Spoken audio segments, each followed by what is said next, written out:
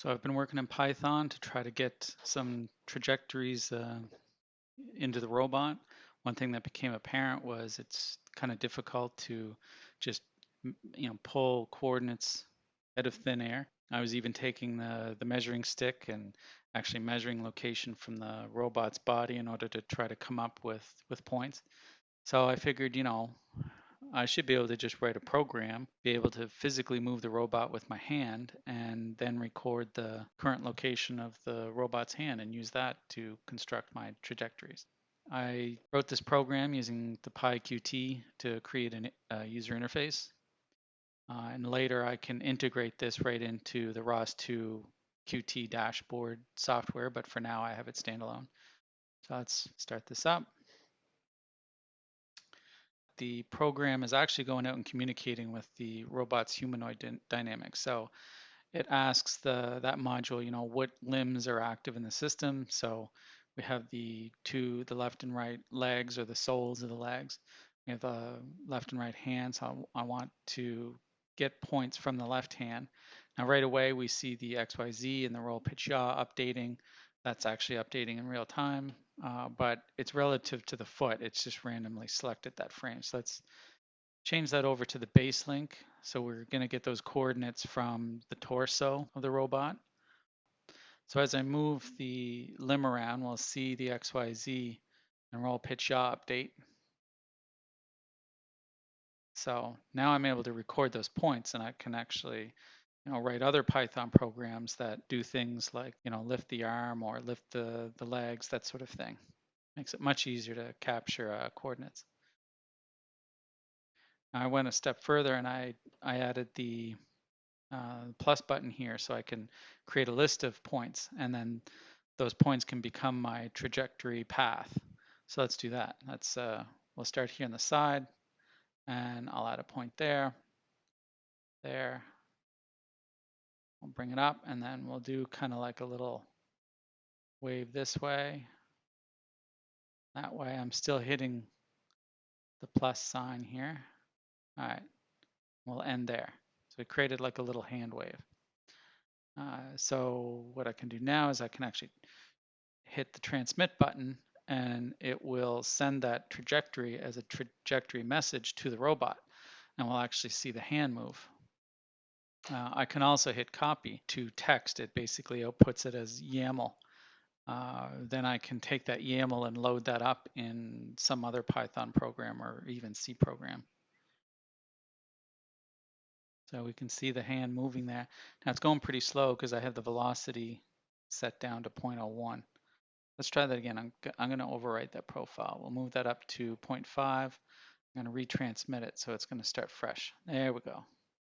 Now we see it come up much faster. And it comes out and then back down. And there. So that was a preview of the trajectory. Let's try it with the motors on. So I'm going to copy the trajectory, and we will bring it over into this program where I can play back that trajectory. I have a couple other trajectories in here recorded from, in YAML form. So let's create a new file. I'm going to name it wave2.yaml. We'll paste that in here. So this was the copied trajectory from those points that we just added. And we can see it's got, the velocity, acceleration, the path type. So rounded just means that, we've given it a list of points, and it's going to create a Bezier curve through those points. So you get a nice smooth motion. The points are with reference to the base link. So you could reference this to, say, the world frame or the odometry frame or something instead if you want your points to be specified within that coordinate frame. And we got the rotations in there as well. All right, so that's now saved in a wave2 YAML file. So let's come back to Python here, and we come up into the initializer for the program. I'm loading the trajectory through that YAML file. So let's change this to wave2. Let's give her a run.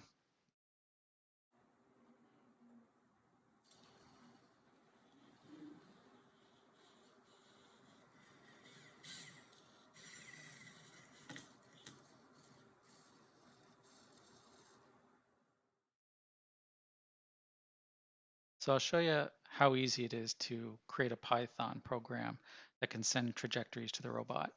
So we'll start off on Python's main program. So we initialize Ros2. This actually connects the program to the Ros2 communication network, and we create our node. Our node in this case is going to be called standup.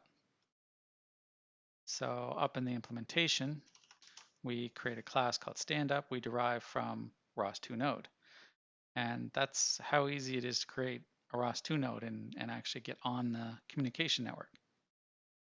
Inside of the class's initialization function, then we're going to set up things like we're going to start subscribing or setting up the publishers to topics on the Ros2 network. So for example, in this create subscription, I am subscribing to the robot dynamics model state. So this topic, the robots humanoid dynamics model node is publishing all of the state data on this topic. So I can get everything from external forces to exactly the joint angles to where each segment is in space. So it gives me all of those transforms in the XYZ and roll pitch yaw coordinates system. So all that information comes in through here, which we saw in the trajectory UE, we saw that information being displayed. We also saw the limbs coming through there, so that also comes through the model state. We also want to be able to publish the current, we want to be able to turn the joint motors on and off. So by creating this publisher, we can do that. We can tell the system to turn a motor on. And then in this publisher for robot dynamics trajectory, that's how we actually send our trajectory to the robot. So we're going to build a trajectory message. We're going to fill it with the acceleration, velocity, all the points that we've created, and we're going to send that message off. And then the humanoid dynamics is going to execute that. We created this wave 2 YAML file. We filled it with all of the trajectory details that we have. And in my initialization here, I'm calling this load trajectory with that file name, and that's actually loading that into a ROS2 message. So if we go up here, this is finding a file, opening the file, loading it through the YAML system, and then I've just made some code here to actually parse the contents of that file into the trajectory message. Wasn't too hard. So down in the main part of the program, as things are, from the time that this program starts up, it's basically a state machine. So right off the bat, it doesn't have any state, so initializes it by by turning on the motors in the left hand. So it sets the current to 5. Then it publishes that message. So from this point, the arm motors are actually turned on. The rest of the robot is still limp. We then move to state 2. So I had a couple trajectories I was playing around with before I did the YAML file. But in state 2, we have that self.wave, which is the variable that this YAML file is being loaded into. So that's now a ROS2 message. And all we're going to do is update the timestamp on it and then publish that out on the trajectory publisher. And that's it. It moves to state 100, which is basically wait for the trajectory to end. Where's state 100? Oh, here it is.